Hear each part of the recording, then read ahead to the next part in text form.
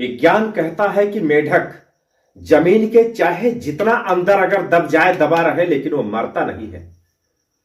अगर वही मेढक दही के ड्रम में, दही के भगोने में अगर गिर जाए, दही के अंदर गिर जाए, तो वो मर जाता है। साइंस कहता है। एक दिन की बात है, ध्यान से सुनना और वीडियो के अंत तक कि क्या हम बताना चाहते हैं आपको, कहां तक हम आपका ले जावा चाहित है। एक दही के ड्रम में दुई मेढक गिर पड़े।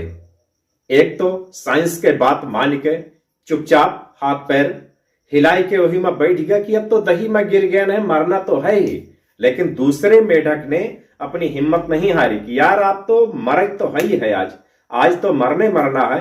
काहे ना हम एक अंतिम प्रयोग कैले।